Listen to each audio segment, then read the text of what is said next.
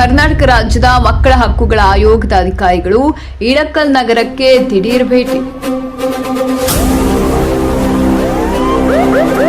ವಿವಿಧ ಸರ್ಕಾರಿ ಮತ್ತು ಖಾಸಗಿ ಶಾಲೆಗಳಿಗೆ ಹಾಗೂ ಆಸ್ಪತ್ರೆಗಳಿಗೆ ಆಯೋಗದ ಸದಸ್ಯರ ಪರಿಶೀಲನೆ.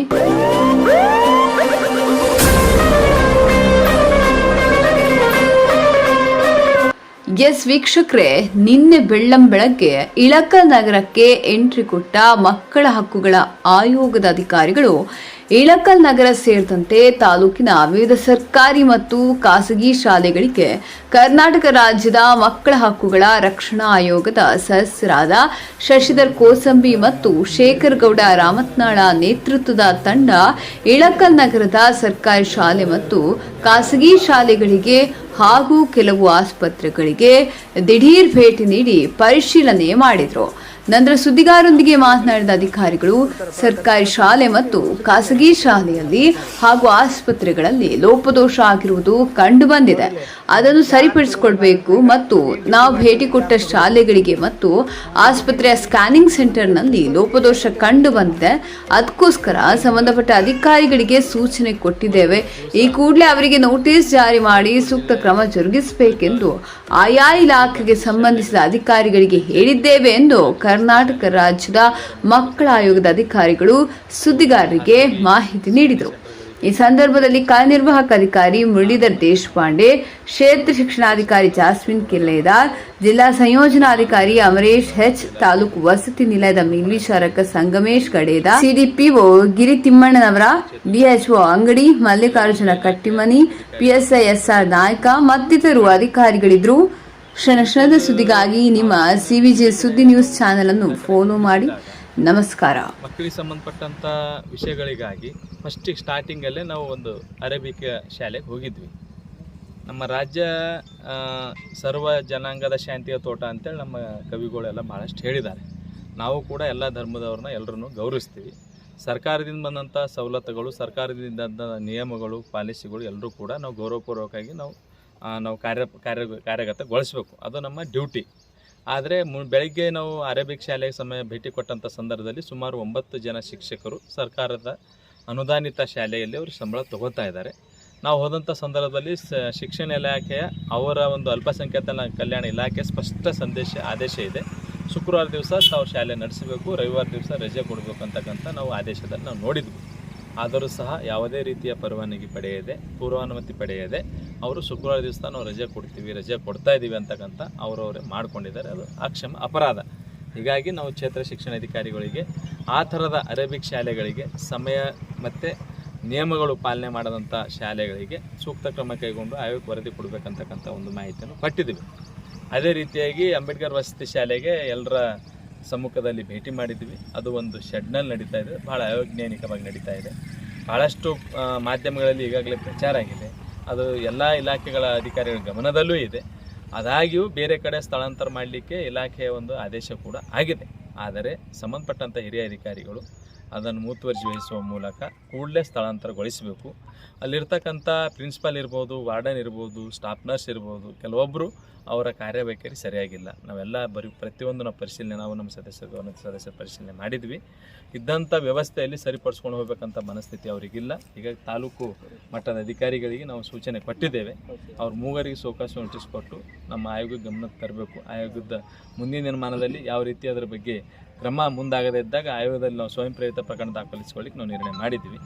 ಅದೇ ರೀತಿಯಾಗಿ ನಮ್ಮ ಸರ್ಕಾರಿ ಶಾಲೆ ಯಾವ್ದು ಮೇಡಮ್ ಅದು ಕೋರ್ವಾರ್ಗಲ್ಲಿ ಸರ್ಕಾರಿ ಶಾಲೆಗೆ ನಾವು ಭೇಟಿ ಕೊಟ್ಟಂಥ ಸಂದರ್ಭದಲ್ಲಿ 5 ಮಕ್ಕಳು ಹಾಜರಾತಿ ಅಲ್ಲಿದೆ 5ನೇ ತರಗತಿಯಲ್ಲಿ. ಆ ಮಕ್ಕಳು ಬೇರೆ ಪ್ರಗತಿ ಕೋಚಿಂಗ್ ಸೆಂಟರ್ನಲ್ಲಿ ವಿದ್ಯಾಭ್ಯಾಸ ಮಾಡ್ತಾ ಇದ್ದಾರೆ. ಆ ಥರ ಕಾನೂನಿನಲ್ಲಿ ಅವಕಾಶ ಇಲ್ಲ. ಏಕೆಂದರೆ ಆ ಕೂಡಲೇ ನಾವು ಈಗಾಗಲೇ ಬೇಸಿಗೆ ಸಮಯದಲ್ಲಿ ನಮ್ಮ ರಾಜ್ಯ ಮಕ್ಕಳ ಹಕ್ಕುಗಳ ರಕ್ಷಣಾ ಆಯೋಗದ ವತಿಯಿಂದ ನಾವು ಲೆಟರ್ ಬರೆದಿದ್ವಿ. ಅದರ ಅನ್ವಯ ಕಮಿಷನರ್ ಅವರು ನಮ್ಮ ರಾಜ್ಯದಲ್ಲಿ ಮತ್ತು ನಮ್ಮ ಭಾಗದಲ್ಲಿ ಉತ್ತರ ಕರ್ನಾಟಕದಲ್ಲಿ ವಿಶೇಷವಾಗಿ ಅನಧಿಕೃತವಾಗಿ ನಡೀತಕ್ಕಂಥ ಕೋಚಿಂಗ್ ಸೆಂಟರ್ಗಳು ಬಂದ್ ಮಾಡಿಸಬೇಕು ಅಂತಕ್ಕಂಥ ಸುತ್ತಲೇ ಸ್ಪಷ್ಟವಾಗಿ ಕೊಟ್ಟಿದ್ದಾರೆ.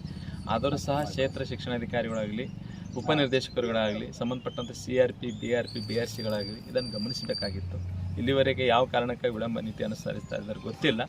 ಈಗಲಾದರೂ ಇವತ್ತಿನ ದಿವಸ ಅವರಿಗೆ ಸ್ಪಷ್ಟವಾದಂಥ ನಾವು ಸೂಚನೆಯನ್ನು ಕೊಟ್ಟಿದ್ದೇವೆ. ಯಾವುದೇ ಕಾರಣಕ್ಕೂ ಮುಲಾಜಿಲ್ಲದೆ 3 ನೋಟಿಸ್ ಕೊಟ್ಟಿದ ನಂತರ ಅವ್ರ ಮೇಲೆ ಸೂಕ್ತವಾದ ಕ್ರಮ ಕೈಗೊಂಡು ಆಯೋಗಕ್ಕೆ ಮಾಹಿತಿ ಕಳಿಸ್ಬೇಕು ಅಂತಕ್ಕಂಥ ಮಾಹಿತಿ ಕೊಟ್ಟಿದ್ದೀವಿ. ಅದೇ ರೀತಿಯಾಗಿ ಆ ಒಂದು ಮಕ್ಕಳ ಹಾಜರಾತಿ ಒಂದು ಕಡೆ ಮತ್ತು ದಾಖಲಾತಿ ಒಂದು ಕಡೆ ಇದ್ದದ್ದು ಇದು ಸಹ ಅಕ್ಷಮ ಅಪರಾಧ. ಹೀಗಾಗಿ ಸಂಬಂಧಪಟ್ಟಂಥ ಮುಖ್ಯ ಶಿಕ್ಷಕನ ಮೇಲೆ ಅಲ್ಲಿರ್ತಕ್ಕಂಥ CRP ಆಮೇಲೆ ECO ಹಾಜರಾತಿ ಸಾಕ್ಷಮ ಪ್ರಾಧಿಕಾರದ ECO ಅವರಿಗೆ 3 ಕೂಡ ನೋಟಿಸ್ ಕೊಟ್ಟು ಆಯೋಗಕ್ಕೆ ಮಾಹಿತಿ ಕಳಿಸ್ಬೇಕು. ಅದೇ ರೀತಿಯಾಗಿ ನಮ್ಮ ಪಟ್ಟಣದ ಒಂದು ಅಕ್ಕಿ ಆಸ್ಪತ್ರೆ, ಆಮೇಲೆ SS ಸ್ಪೆಷಾಲಿಟಿ, ಆಮೇಲೆ ಇನ್ನೊಂದು ಕೊಟಾರೆ 3 ಸ್ಕ್ಯಾನಿಂಗ್ ಸೆಂಟರ್ಗಳಿಗೆ ನಾವು ಭೇಟಿ ಪಟ್ಟಿದ್ವಿ. ಈಗಾಗಲೇ ತಮ್ಮೆಲ್ಲರಿಗೂ ಗೊತ್ತಿರುವ ಹಾಗೆ ಮಹಾಲಿಂಗಪುರದ ಒಂದು ಘಟನೆ ಇಡೀ ನಮ್ಮ ರಾಜ್ಯವೇ ತಲೆ ತಗ್ಗಿಸುವಂತಾಗಿತ್ತು. ಆ ಸಂಬಂಧಪಟ್ಟಂಥ ಅಧಿಕಾರಿಗಳಿಗೆ ನಮ್ಮ ಆಯೋಗದ ಮೂಲಕ ಶಿಫಾರಸಿನ ಮೇಲೆಗೆ ಮಾನ್ಯ ಜಿಲ್ಲಾಧಿಕಾರಿಗಳು ಒಳ್ಳೆಯ ಕೆಲಸ ಮಾಡುವ ಮೂಲಕ ದಿಟ್ಟವಾದ ನಿರ್ಧಾರವನ್ನು ತೆಗೆದುಕೊಂಡು ಸಂಬಂಧಪಟ್ಟಂಥವ್ರ ಮೇಲೆ ಸೂಕ್ತ ಕ್ರಮ ಆಗಬೇಕಂತಕ್ಕಂಥ ಪ್ರಸ್ತಾವ ಅವರು ಮಾಡಿದ್ದು ಆಯೋಗ ಅವರಿಗೆ ಅಭಿನಂದಿಸ್ತದೆ. ಮುಂದಾದರೂ ಈ ಜಿಲ್ಲೆಯಲ್ಲಿರ್ತಕ್ಕಂಥ 163 ಸ್ಕ್ಯಾನಿಂಗ್ ಸೆಂಟರ್ಗಳು, ಚಿಕ್ಕ ಜಿಲ್ಲೆಯಲ್ಲಿ ದೊಡ್ಡ ಇಷ್ಟು ಮಟ್ಟದ ಸ್ಕ್ಯಾನಿಂಗ್ ಸೆಂಟರ್ಗಳು ಇವೆ, ಅವೆಲ್ಲ ಪಾರದರ್ಶಕವಾಗಿ ಮಾಡಬೇಕು. ನಾನು ನೋಡಿ ಭೇಟಿ ಕೊಟ್ಟಂಥ 3 ಸ್ಕ್ಯಾನಿಂಗ್ ಸೆಂಟರ್ಗಳಲ್ಲಿ ಸಾಕಷ್ಟು PCPNDT 1994 ಕಾಯ್ದೆ ಅನ್ವಯ ಭಾಳಷ್ಟು ಲೋಪದೋಷಗಳಿದ್ದವು. DH ಅವರಿಗೆ ಮತ್ತು ಸಂಬಂಧಪಟ್ಟಂಥ ಅಧಿಕಾರಿಗಳಿಗೆ ನಾನು ಸೂಚನೆ ಕೊಟ್ಟಿದ್ದೇನೆ. ನಿಮ್ಮ ಹಂತದಲ್ಲಿ ಈ 3 ಆಸ್ಪತ್ರೆಯವರಿಗೆ ಸೋಕಾಸ್ ನೋಟಿಸ್ ಕೊಡಬೇಕು, ಆಯೋಗಕ್ಕೆ ಮಾಹಿತಿ ಕಳಿಸಬೇಕು. ಅದೇ ರೀತಿಯಾಗಿ ಮಾನ್ಯ ಜಿಲ್ಲಾಧಿಕಾರಿಗಳ ನೇತೃತ್ವದಲ್ಲಿರ್ತಕ್ಕಂಥ ಅಧ್ಯಕ್ಷತೆಯಲ್ಲಿ ನಡೀತಕ್ಕಂಥ ಸಕ್ಷಮ ಪ್ರಾಧಿಕಾರದ ಗಮನಕ್ಕೆ ತರಬೇಕು. ಏನು ಕ್ರಮ ಕೈಗೊಂಡಿದ್ರೆ ಅನ್ನೋದ್ರ ಬಗ್ಗೆ ಆಯೋಗಕ್ಕೆ ಮಾಹಿತಿ ಕಳಿಸ್ಬೇಕಂತಕ್ಕಂಥ ಮಾಹಿತಿಯನ್ನು ಕೂಡ ಕೊಟ್ಟಿದೆ. ಅದೇ ರೀತಿಯಾಗಿ ಈಗಾಗಲೇ ತಮ್ಮೆಲ್ಲರ ಸಮ್ಮುಖದಲ್ಲಿಯೇ ನಾವು ನಮ್ಮ ಕಳೆದ ಬಾರಿ ನಮ್ಮ ಗೌರವಾನ್ವಿತ ಸದಸ್ಯರು ಭೇಟಿ ಕೊಟ್ಟು ಅವರಿಗೆ ಎಚ್ಚರಿಕೆಯೂ ಸಹ ಕೊಟ್ಟಿದ್ದರು. ಎಚ್ಚರಿಕೆ ಕೊಟ್ಟಿದ ಮೇಲೂ ಸಹ ಅವರು ಎಚ್ಚೆತ್ತುಕೊಳ್ತಕ್ಕಂಥ ಕೆಲಸ ಮಾಡಿಲ್ಲ. ಇದು ಬಹಳ ನೋವಿನ ಸಂಗತಿ ಇದೆ. ಮಕ್ಕಳು ಅಂದರೆ ದೇವರು, ನಮ್ಮ ದೇಶದಲ್ಲಿ ಮಕ್ಕಳಿಗೆ ದೇವ್ರ ಸಮಾನ ನಾವೆಲ್ಲರೂ ಕಾಣ್ತೀವಿ. ಸಂಬಂಧಪಟ್ಟಂಥ ಇಲಾಖೆಯವರು ಅತ್ಯಂತ ಪೂಜನೀಯ ಭಾವದಿಂದ ಸೇವೆ ಮಾಡಿದಲ್ಲಿ ಅವ್ರಿಗೆ ದೇವ್ರು ಒಳ್ಳೇದು ಮಾಡ್ತಾನೆ. ಮಕ್ಕಳೊಂದಿಗೆ ಚೆಲ್ಲಾಟ ಆಡಿದರೆ ದೇವ್ರು ಯಾವುದೇ ಕಾರಣಕ್ಕೂ ಅದು ಸಹಿಸಲ್ಲ, ಒಳ್ಳೇದಾಗಲ್ಲ ಅಂತಕ್ಕಂಥ ಮಾತನ್ನು ಹೇಳುತ್ತಾ ಇನ್ನೊಮ್ಮೆ ನಮ್ಮ ತಾಲೂಕಾಧಿಕಾರಿಗೆ ಹೇಳಿದ್ದೇನೆ, ಅಲ್ಲಿನ ಪ್ರಿನ್ಸಿಪಾಲ್ ಮತ್ತು ಅಲ್ಲಿನ ವಾರ್ಡನ್ಗಳು ಬೇಜವಾಬ್ದಾರಿಯಿಂದ ಇದ್ದಾರೆ. ಇವತ್ತಿನ ದಿವಸ ಸಹ ಆಹಾರದಲ್ಲಿ ಹುಳು ಬಂದಿತ್ತು ಅಂತಕ್ಕಂಥ ಮಕ್ಕಳು ನೋವು ತೋಡ್ಕೊಂಡಿದ್ದಾರೆ. ಸೋಷಿಯಲ್ ಶಿಕ್ಷಕ ಪಾಠ ಸರಿಯಾಗಿ ಮಾಡ್ತಾ ಇಲ್ಲ ಅಂತ ಹೇಳಿದ್ದಾರೆ. ಅವೆಲ್ಲವೂ ಸಹ ಆ DD ಅವರು ಬಂದು ನಾಳೆನೇ ಭೇಟಿ ಕೊಟ್ಟು ಸಂಬಂಧಪಟ್ಟೋದ ಮೇಲೆ ಸೂಕ್ತವಾದ ಕ್ರಮ ಕೈಗೊಂಡು ಆಯೋಗಕ್ಕೆ ಮಾಹಿತಿ ಕಳಿಸಬೇಕು.